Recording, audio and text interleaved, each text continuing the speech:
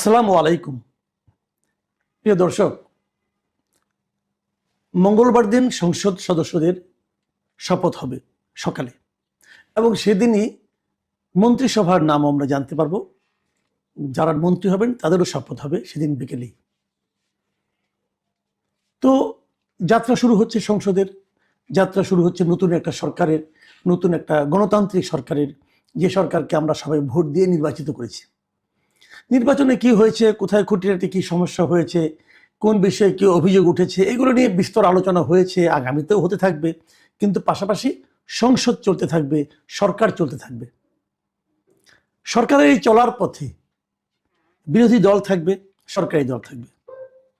বিরোধী দলের মধ্যে আমরা জামাতকে পাবো, এনসিপিকে পাবো।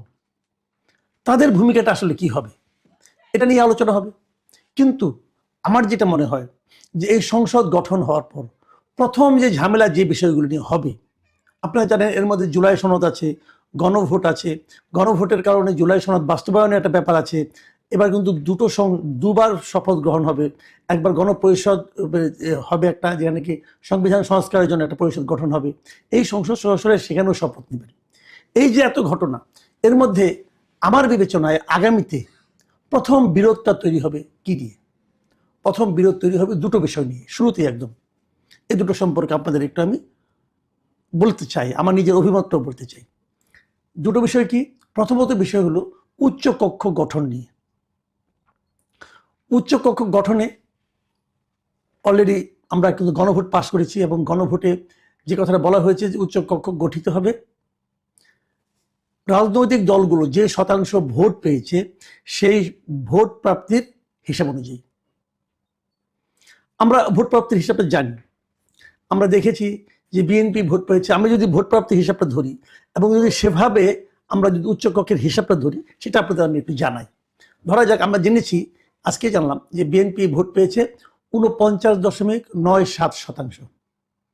তার মানে এটা যদি আমি ভোট প্রাপ্তির হিসাবে ধরি, তাহলে উচ্চ কক্ষের 100 জনের মধ্যে 50 জন থাকবে বিএনপির প্রতিনিধি। এদেরকে বিএনপি প্রতিনিধি হিসাবে নিয়োগ দিবে। জামায়াতে ইসলামী ভোট পেয়েছে 31.76%। এই হিসেবে তাদের ভাগ্যে পড়বে 32 জন উচ্চ কক্ষের সদস্য। মানে ওনারা 32 জন ব্যক্তিকে উচ্চ কক্ষের সদস্য হিসেবে নিয়োগ দিবেন। এনসিপি পেয়েছে 3.05% ভোট। এর অর্থ এনসিপি 3 জন সদস্যকে মনোনয়ন দিতে পারবে। ইসলামী আন্দোলন, তারা কিন্তু একটি আসন পায়নি। ইসলামী আন্দোলন একটি আসন বোধহয় পেয়েছে, রাইট? ইসলামী আন্দোলন একটি আসন পেয়েছে, এবং তারা শতাংশ হিসাবে ভোট পেয়েছে 2.70%। সেই হিসাবে তারাও 3 জন উচ্চকক্ষের সদস্যকে নিয়োগ দেবেন।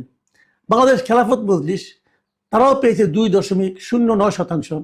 সেই হিসাবে তারা উচ্চকক্ষে সদস্য দিবেন 2 জন।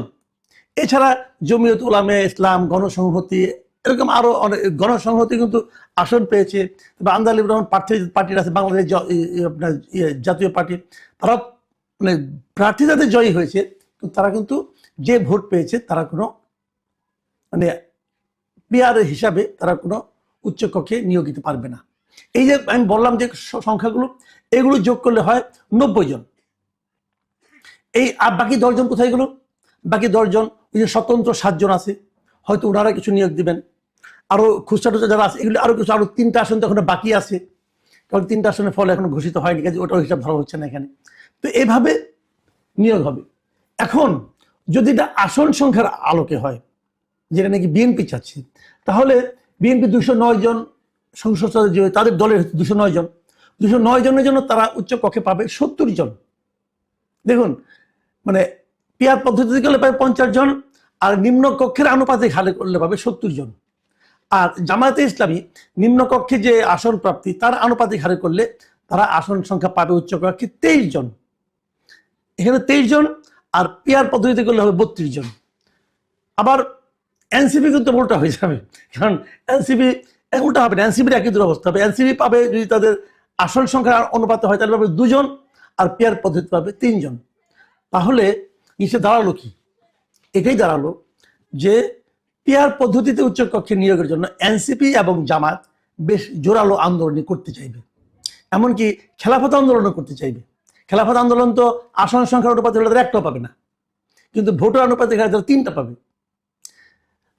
এই যে মানে আপনার বিরোধটা, এই বিরোধটা আপনি মেটাবেন কিভাবে? এবং এনসিপি এবং জামাতকে ছাড় দেবে না। আরেকটা বিরোধ তৈরি হবে, একদম শুরুতেই হবে। সেটা হলো যে সংসদীয় কমিটিগুলির সভাপতি কি হবে। সংসদীয় কমিটিগুলির সভাপতির জন্য এই যে পদটা, এই পদটার জন্য আগে এই জুলাই সনদে বলা হয়েছিল যে প্রত্যেকটা সংসদীয় যে কমিটি হবে সেই কমিটির সভাপতি হবে একজন বিরোধী দলীয় সদস্য। আর বিএনপি যখন তার ইশতেহার ঘোষণা করেছে, সেখানে বিএনপি প্রস্তাব করেছে এই সংসদীয় দলগুলোর সভাপতি হবে জাতীয় সংসদে প্রাপ্ত আসনের আনুপাতিক হারে।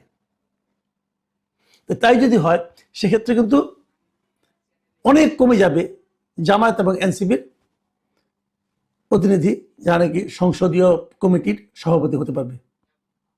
এই দুটো বিরোধ কিন্তু আগামীতে আমি মানে দিব্য চোখে দেখতে পাচ্ছি যে সংসদের যাত্রা শুরুর সঙ্গে সঙ্গে এই দুটো বিষয় নিয়ে একটা বড় বিরোধ হবে। কারণ সংসদের শুরুর দিকেই কিন্তু এই সংসদীয় কমিটিগুলোর সভাপতিকে নির্বাচন করতে হয়। কিন্তু এই দুটো সমাধান কিভাবে হবে আমি জানি না। জামাত যদি এটা নিয়ে আলোচনায় আসে তাহলে একটা বিষয়, অথবা জামাত যদি এটা নিয়ে আন্দোলনে যায় তাহলে আরেকটা পরিস্থিতি।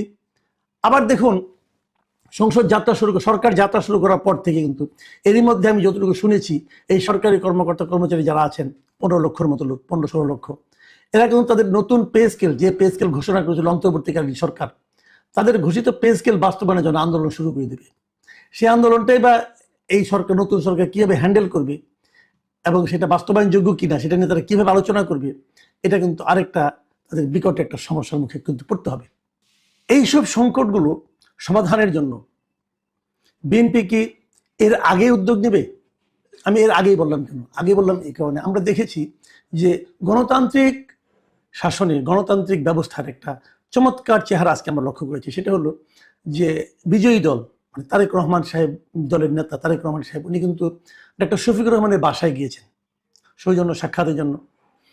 এটাও কিন্তু আমার কাছে একটা নতুন ধরনের প্রবণতা, নতুন ধরনের দৃশ্য আমরা আমাদের দেশে দেখতে পেরেছি যে বিজয়ী দল তিনি নিজে, ওনার সঙ্গে যিনি পরাজিত হয়েছেন ভোট যুদ্ধে, তার বাসায় যে তার সঙ্গে সৌজন্য সাক্ষাৎ করছেন। এই সৌজন্য সাক্ষাতে নিশ্চয়ই তার সঙ্গে আলোচনা হবে। আমি চাইবো এই ধরনের আলোচনা চলতে থাক। গণতন্ত্রের সৌন্দর্য এটা, এবং এখানেই আপনারা কথা বলা শুরু করুন। এই যে সম্ভাব্য যে সংকটগুলো, এই সংকটগুলো কিন্তু হবে, অবধারিতভাবে হবে। এই জুলাই সনদ বাস্তবায়ন করতে যেও হবে, গণভোটে যেটাই থাক না কেন। আপনি দেখবেন, আমি দেখেছি যে বিএনপি তাদের ইশতেহারে বলেছে তারা কিন্তু 31 দফার আলোকে অনেক কিছু করবে। তাদের যে ঘোষিত 31 দফা আছে, যেটা তারা এই সংস্কার কর্মসূচি শুরু হওয়ারও 2.5 বছর আগে তারা শুরু করেছিল, তারা 31 দফার আলোকে অনেক কিছুই করবে, কিন্তু ধীরে ধীরে করবে, কিন্তু অনেক কিছুই করবে। তো এই বিষয়গুলো নিয়ে অত 30-40টা দল এখন তাপাহত নাই, কিন্তু যেহেতু সংসদে যারা আছেন তাদের সঙ্গে যদি অনানুষ্ঠানিক বৈঠকও তারেক রহমান সাহেব শুরু করেন, যেটা অলরেডি শুরু হয়ে গেছে, আলাপ করুন, কথা বলুন, আলোচনায় অনেক সমস্যার সমাধান হয়ে যায়। আমার কথা হলো যে নতুন একটা সংসদ যাত্রা শুরু করবি, শুরুতেই যদি বিরোধ তৈরি হয়, শুরুতেই যদি বিরোধী দল আন্দোলনে নেমে যায়, সেই জিনিসটা কিন্তু আমার মনে হয় আমাদের জাতির জন্য, দেশের জন্য, সরকারের জন্য একটা বাড়তি চাপ তৈরি হবে। কারণ আমি কিন্তু এনসিপির নমুনা ভালো দেখছি না। এনসিপির ওই যে একজন নেতা আছে আসিফ মোহাম্মদ সজীব, সে তো খালি কিছুক্ষণ পর পর আন্দোলনের ঘোষণা দেয়। উনি আসলে কি চান এটাও জানি না। এগুলো দিয়ে কি, আমি তো মনে করি ওনার বিরুদ্ধে খুব শীঘ্রই নতুন সরকার আসার পর শুরুতে ওনার বিরুদ্ধে উদ্যোগে মামলা হওয়া উচিত। এখন কি এগুলি থেকে বাঁচার জন্য করেন কিনা আমি জানি না। তো যা হোক, সেটা আমরা পরে দেখবো কি হয়। তো উনি কিন্তু আন্দোলনের ঘোষণা অলরেডি, হুমকি অলরেডি দেওয়া শুরু করেছেন। তো এরকম না, আন্দোলন না, আগে আলোচনা করুন। ওনাকেও বলবো, ভাই আগে আলোচনা করুন, আপনার বয়স কম ঠিক আছে, রক্ত গরম, সমস্যা নাই, কিন্তু আগে আলোচনাটা করুন। আলোচনা করে তারপর রাস্তায় নামুন। সব সমস্যার সমাধান রাস্তায় হয় না। দেশে যখন একটা স্বৈরাচারী সরকার থাকে তখন রাস্তায় নামলে যেরকম জনসমর্থন পাওয়া যায়, যখন একটা গণতান্ত্রিক সরকার থাকে তখন অতটা পাওয়া যায় না। এটা মাথায় রাখতে হবে। এটা মাথায় না রাখলে আপনিই লস করবেন। প্রিয় দর্শক, আমরা চাই সমস্যার সমাধানগুলো গণতান্ত্রিক প্রক্রিয়ায় আলোচনার মাধ্যমে হোক। এমনকি সংসদের অধিবেশনে 10 মিনিটও যদি আলাপ না করে আগে যদি সমাধান করা যায় সেটাই ভালো, সেটাই করেন। আমরা আশা করব যে রাজনৈতিক দলগুলো এই বিষয়গুলো মাথায় রেখেই তাদের পরবর্তী কর্মসূচি গ্রহণ করবেন। প্রিয় দর্শক, এখন এই পর্যন্তই। আল্লাহ হাফিজ।